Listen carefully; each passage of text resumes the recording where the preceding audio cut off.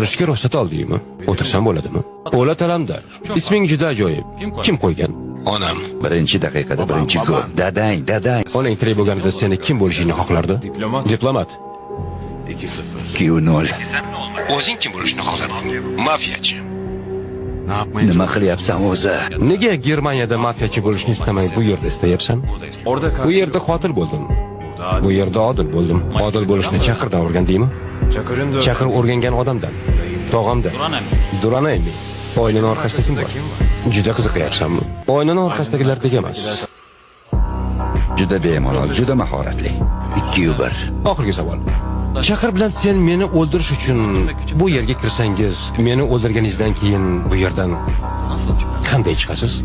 Chaqir prokurorni o'ldirmaydi. Chunki Turkiya odatlarida prokurorni o'ldirish yo'q.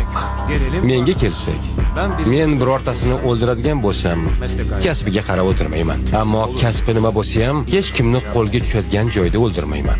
Meni ismimni esdan chiqaradigan vaqtni sabr bilan kutaman. Himoyasiz paytingizni, ya'ni eng xursand kuningizni tanlayman. Sizni o'ldiraman. Qoldirgan imzoyimni faqat do'stlarimgina tushunishadi. Bu payt uylangan vaqt bo'lmasin, tag'in xotinimga buni tushuntira olmayman. 2-2. Uylangan kuningiz hayotingizdagi eng quvonchli kun deb o'ylamayman.